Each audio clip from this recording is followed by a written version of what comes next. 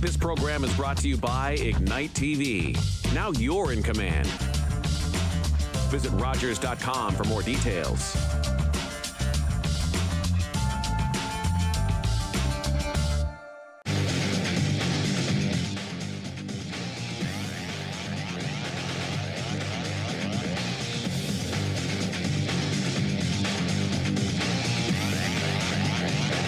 Hey everyone, Matt Sanderson here, joining you for another episode of Attack Wrap.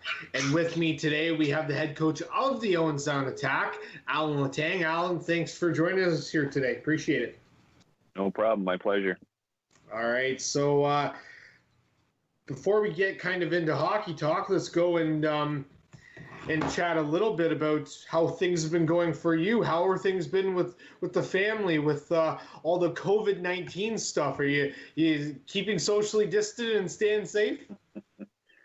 Yeah, it's strange times for sure. You know, we left at the end of that season and we didn't think I didn't think it'd last this long and we'd be still in limbo kind of. Nice that we've got kind of a return to play process in place. So just trying to keep my days busy, doing a little bit of stuff for Owen Sound and, you know, enjoying this time that I get to spend with the family that I probably haven't been here in September in probably 21 years. So, you know, it's a nice change. So I'm going to make the most of it for sure.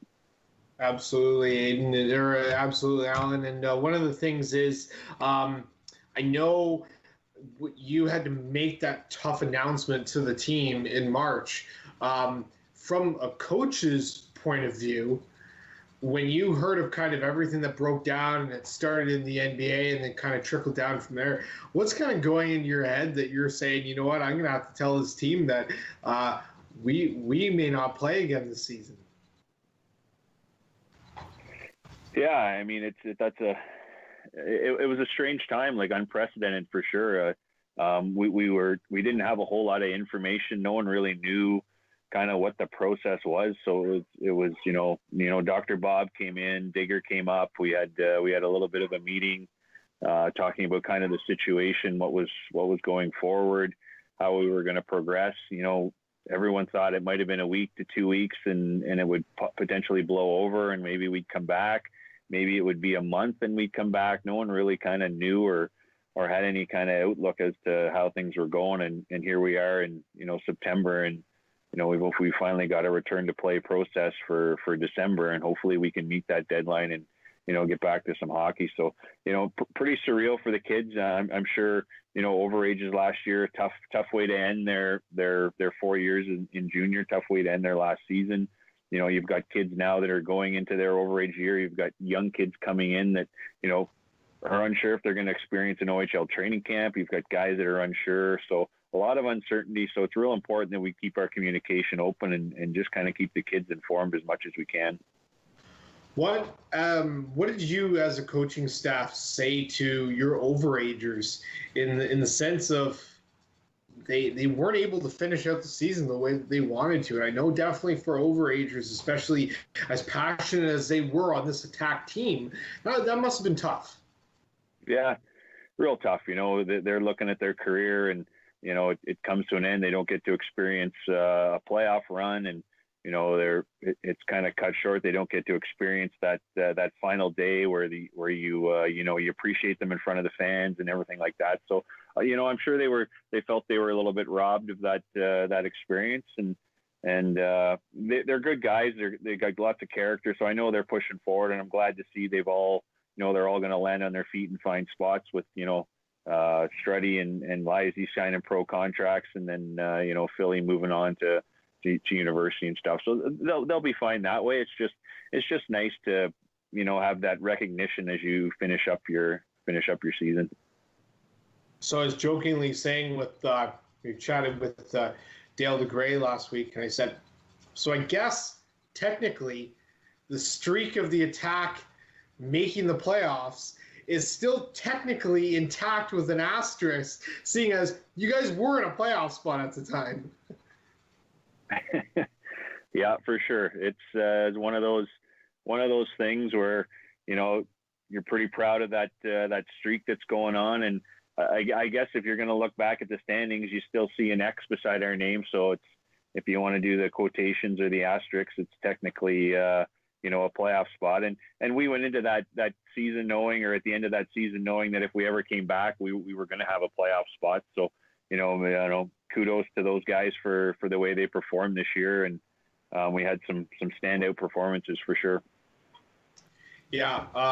One of the things, Alan, is I know that was speaking with overagers, one of the guys that it was kind of up in the air on whether he was going to come back or not was your captain, Aiden Dudas. And it's been confirmed today that he's actually signed a pro contract with, I don't know if I pronounce this even close, but Eisbär in Berlin, basically, in going over to Germany to play hockey, along with, I think, 4 other LA Kings prospects. I do believe that they're actually being loaned over to them. Tell us a little bit about that, the fact that Aiden will not be back this year in an Attack uniform. Yeah, I mean, that's a great situation for him, an awesome situation for him. Tough situation for us and some of our fans. I don't know if we expected him back too much this year, with him signing that 3-year deal in LA and then moving forward. I'm sure if the season went, he would get a real good shot at playing in the American League. So, I'm pretty excited for him to go over and experience that. The DEL, Eisbären, great organization, great league in the DEL. I think it's very underrated as opposed to those European leagues. I know, the KHL and, in the Swedish league and the Finnish league get a lot of praise for how they play. But, there's a lot of good German players over there. So it's a great experience for him to go over and start his pro career over there, where he travels over with 2 or 3 of, guys he knows from camp, and he's got to go into a city that he doesn't know, a language he doesn't know. So it's a great opportunity to him to play hockey, mature as a young man, and just kind of move forward as his pro career starts. Aiden, Alan, we're talking to Aiden Dudas here. Alan, when you had the opportunity to see Aiden basically from the very beginning, tell us the kind of player and the kind of man that he is, and what you're proud of him most of in his career here with the Owen Sound Attack. Yeah, I kind of came into the team, his first year as a 16-year-old, and he comes in as a young, energetic, young 16-year-old that was looking to prove something and overcome some obstacles that he's overcome his whole career. Right? Everyone said he was, maybe too small, maybe not, quick enough or fast enough, but his whole career he kind of just overcame all those little obstacles with his passion for the game, with his heart.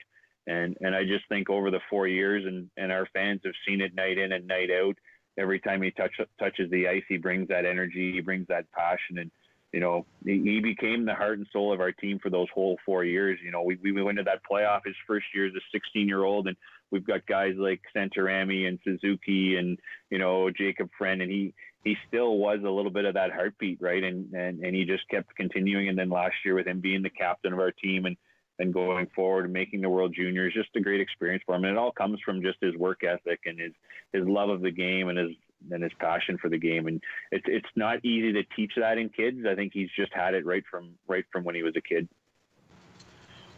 One of the things that really stood out with Aiden is his work ethic. And it was basically, you could almost go and say that he was arguably, if not one of the hardest working guys out on the ice almost every single night. You always heard him in some kind of commentary. He was all over the ice. And we saw that in the World Juniors as well. He made such a difference for Team Canada as well. When Attack fans think of Aiden Dudas going forward here, Alan, what is one of the things that you think in their minds is going to stand out the most to them with him donning that Attack uniform? Yeah, there's a few things. I think we've touched on a few of them, right? the passion. You talk about his work ethic. I think of a word. I think he was just fearless. He was fearless on the ice. He'd go to the front of the net. Didn't matter if he got hit. He'd cut across the middle. Just bounce off a few guys. Fearless in just taking on whatever the coaching staff or whatever he needed to. That first year we were in the playoffs, and I think the last game, if my memory reminds me, Santarami got kicked out in the last game against Erie. Ryan McGill comes down to the bench and says, "Hey, Duty, do you want to play the point on the power play as a 16-year-old?" And he's like, "Yep, sure." And then I'm kind of going through a little bit with him what to do. So he was just fearless and just willing to take on any role, any responsibility, whatever it takes. So that's kind of what I'd say.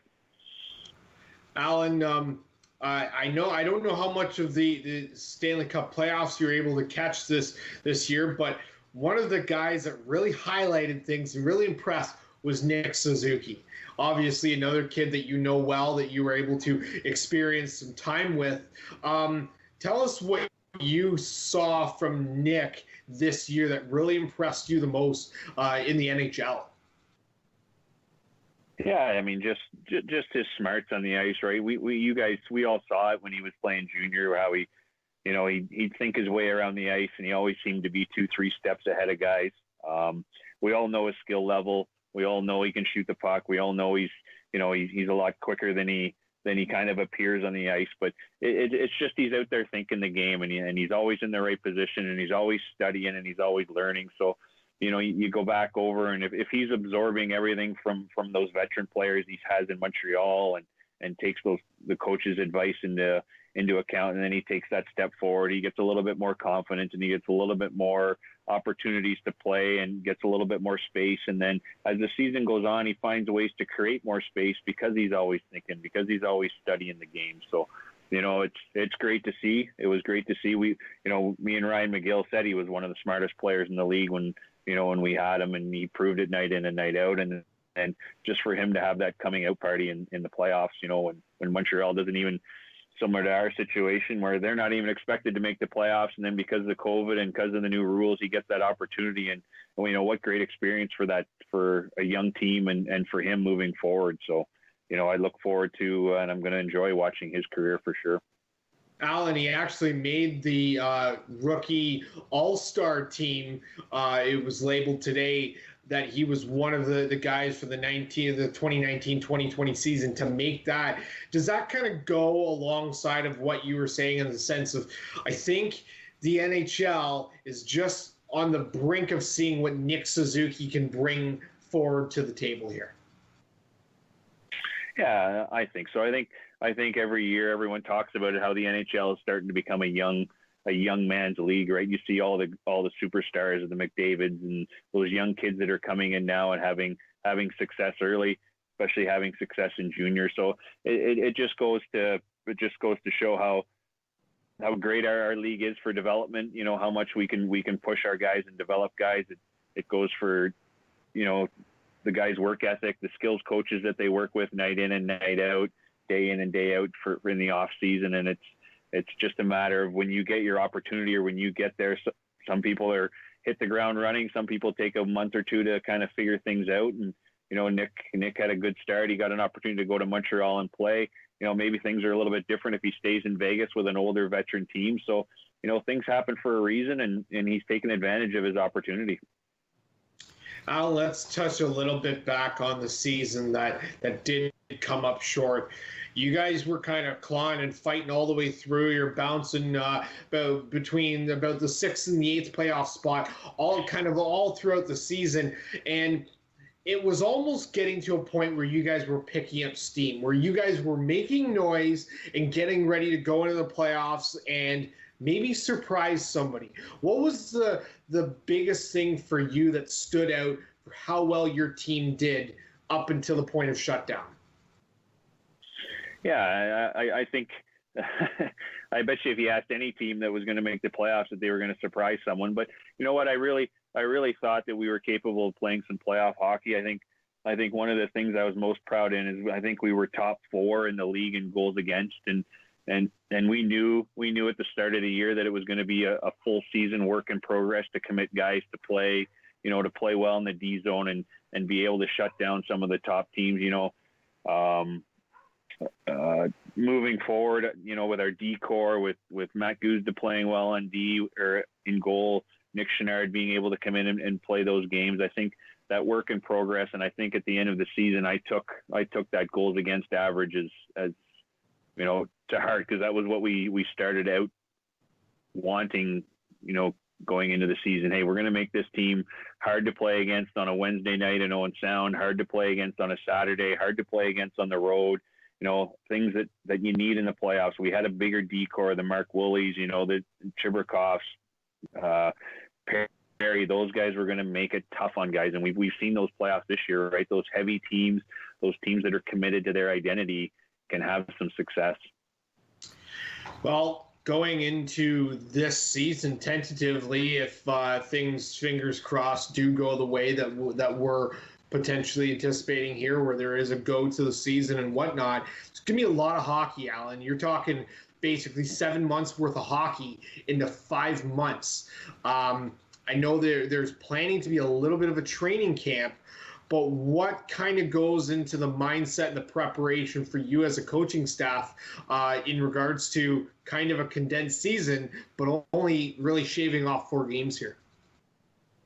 Yeah, it's going to be a challenge. It's going to be something new for all of us to go through, where you don't get the 3-4 weeks to put your system into place. So we've got to make sure that we're all the coaching staff are on the same page. We've got some stuff out to our players, and it's nice having some veteran leadership come back. Our D-core is coming back pretty much intact. We've got some veteran forwards that are coming back, so they're not going to have to really learn too much. And then it'll just be those young guys like the Josh Szymanskis, the Denny Gours, the Caleb Lawrences, if they can take that next step for us and just pull those younger kids that come in and kind of fill in those last few spots for us, just pull them along and kind of teach on the fly, right? It's going to be, our players are going to have to be tasked with coming into camp in November in November shape instead of coming into camp in September in summer shape. So it's real important that these next 2 months they really hit the gym and they really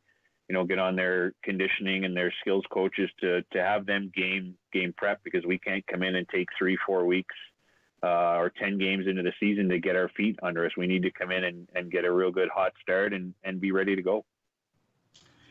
When you look at the draft this year for your hockey club, I think it's probably one of the most beneficial and the most fruitful drafts that the Owen Sound Attack have actually had in a long time.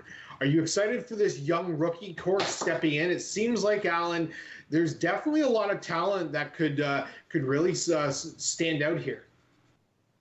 Yeah, I think that was the last couple of years the key to what we wanted to kind of accomplish, and then the direction we wanted to take the team was to get as much talent as we could, to get some hockey sense, to get that compete level. And Dale and our scouts have done a great job with either bringing someone in from another organization or finding those young guys. And you saw it this year. You saw a guy like Josh Szymanski takes a little bit of time to get going, but by the end of the season, he was ready to step on our power play a little bit or play some big minutes. Denny Gour had a great season all season long. Ethan Burroughs is another guy that's going to be exciting to watch. You take a look at a Sam Sedley who, wasn't even on maybe the radar to make our team and, ends up coming in and playing very well on defense and showing that he belongs. Playing 42 games is pretty impressive for a young defenseman. So, and then you've got other guys that are taking those next steps, right? Igor Chiberkoff's going to go into his 4th season with us, and I don't even think we've scratched the surface of what he can do next year. Absolutely, for sure. You look at what this Owen Sound Attack team, Alan, has been known for over the years, and it's producing goaltenders. You come into this season with 2 very good goaltenders. I think, in my personal opinion, Nick Chenard did a great job in his rookie season. How excited and how confident are you with your 1-2 tandem of Matt Guzda and Nick Chenard against the rest of the league this year? Yeah, I think it's a great opportunity for both of them, right? Goose had a real good year last year, and I think it helps when our team was focused on not giving up as many scoring chances as we had maybe in years past, and really focusing and knowing that he's going to make that first save and not giving second and third opportunities, and that's it showed in some of his numbers, and it showed in the wins he's had. The great thing about Nick coming in and playing the games he played last year is now he can come in and he might the expectations might be 20-25 games for him. So now you have two goalies, and you have a Matt Guzda or a Chenard going into the playoffs that are rested, instead of Guz playing 60-65 games like he did last year, and then maybe getting a little bit tired, especially with the condensed season. We've talked about that, where we may have a whole bunch of games in a row, or you're not going to get the breaks that we normally get. So it's important to have a tandem of goalies that can play on any night and can play any team, where, we go into next season, and I'm not worried if the London Knights are coming in and it's Nick Chenard's turn to play, or he has to play, because I know he's capable of doing it. He's shown that this year, where we go into Windsor, or we go into he was up in Sudbury, and that's a tough building to play. And I believe he shut them out, because I was over with the World Juniors. So, it's a nice feeling to have as a coach, and I think it's going to be important this year to have two goalies that you can rely on, so you can keep both guys fresh. Was he kind of a surprise to you from out of the gate? I know he was. I think he was almost one of the final guys to actually make the cut for the team last year, Alan. Yeah, we had a pretty competitive goalie camp, and I know we've done a good job of drafting goalies, and I'd have to say he was a very pleasant surprise. When he signed, we knew Matt was going to be that workhorse guy, where he was going to play, the 60 games, and we were going to find spots for Nick to kind of at the start of the year to slowly get his confidence. But we saw pretty early on that he was more than capable and more than willing to make those saves or jump into those tough situations. So, kudos to him, because he worked really hard off the ice. The important thing for him now, and the important thing for him this summer, what we talked about when he left, is don't get complacent. Don't be happy with just being that goalie that's going to play 10, 15 games. Now you can come in and we can have a little bit of friendly competition between you and Goose, where, push him a little bit. You have 2 or 3 good games in a row, and it's okay to play 3 or 4 in a row, and then keep establishing yourself. And then, it gets Goose a little bit more focused, gives him some more time to work with our goalie coach, gives him some more time just to kind of focus on his conditioning and his health and staying healthy. So it's, like I said, it's a nice, pleasant surprise to have. And it's always nice when you have two goalies that can play on any given night. Alan, it's going to be definitely weird going into the Bayshore this year, and with the lack of fans. A place where oh so well. These fans are diehards. They love packing the Bayshore. It's going to be really different. I know there's a lot of stipulations in the place now. Where are you kind of at with everything that is now being mandated, and kind of the rules and regulations here on kind of what fans are going to be allowed in and in what games? Yeah, it's going to be tough. It like I said, this is all going to be that learning process and that feeling out process, whether we're allowed to have at the start any fans at all. And, you come out on a night and you do count on them to kind of get you going if you're a little bit sleepy that night, or you're just not into the game. And, we've talked about it, how they're that extra man on the ice, and it'll be an adjustment for our guys if we're not allowed to have any in at all, or if 1,000 come in. It's going to be unfortunate if they don't get to watch our team play. It's going to be unfortunate for us if we don't get to play in front of them for a little bit. But unfortunately, the times we're in with this situation, we want to make sure we keep everyone safe and at least be able to play some hockey and move forward. So when they do come back and they do get to come in, they can really enjoy the product that we put on the ice and the excitement we've kind of built up through the season. So it's hard to say how it's going to go right now with all these regulations and the mandate, but I know it's definitely something that we're going to have to talk about when you come out and you don't see any fans. Because you're always used to having 4 or 5 fans, a family at least in the stands. Like we go into Mississauga, and I think every guy in the team has 6, 7 people that are there to watch. So it'll be real strange when there's no one cheering. They won't have any excuse not to hear me on the ice. That's for sure. Absolutely. And those 1,500 fans, however many fans are allowed the Bayshore, you better get warm up those pipes, because you're gonna have to fill in for the other 1,500 to 2,000 people. So that's right. I'm gonna have to get Andy Brown and Stump doing some cheering on the bench.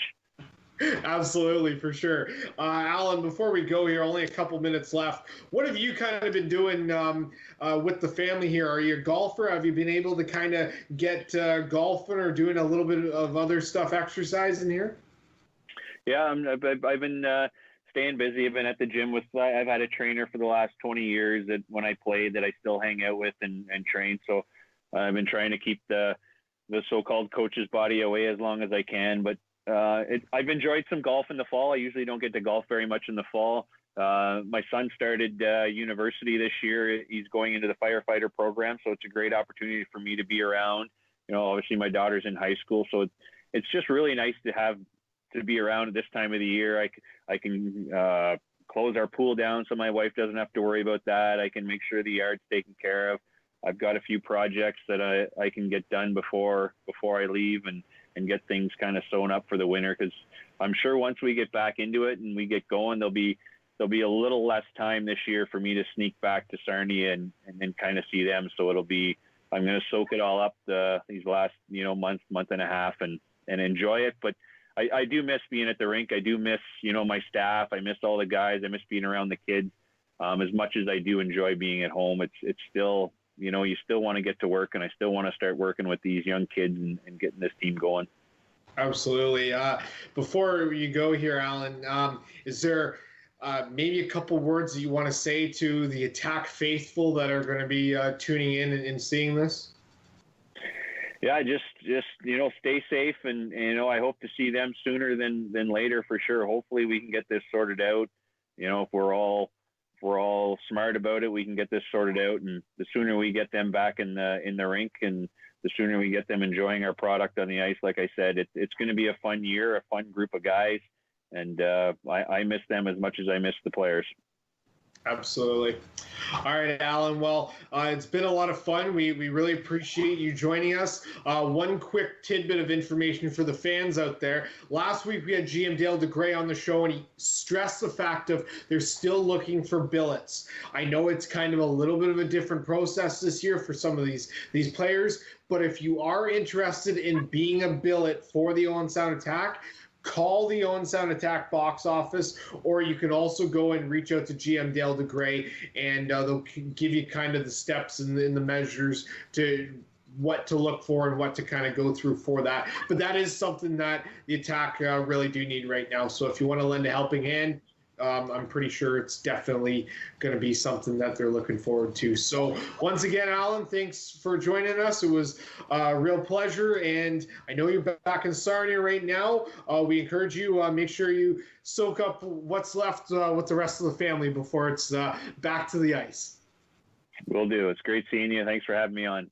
Absolutely. Okay. Thanks again. And we encourage everybody as well, stay with us through the coming weeks, because we still have a lot more special guests coming down the pipe. We may have Alan Gibbons and Greg Hodnott actually on the show next week, and they'll kind of talk a little bit more about kind of some of the rules and regulations that are going to be going on at the Bayshore. And we might even try to see if we can maybe get an Aiden Dudas or a Nick Suzuki on as well. That would be kind of nice.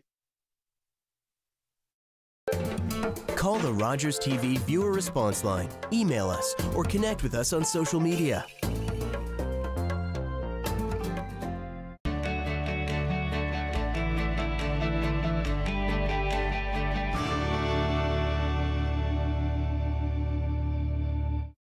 What kind of show do you want to see on Rogers TV? What interests you? Log on to rogerstv.com, fill out a show proposal, and tell us about your segment idea. We want to know what you want to see. Rogers TV, only on Rogers.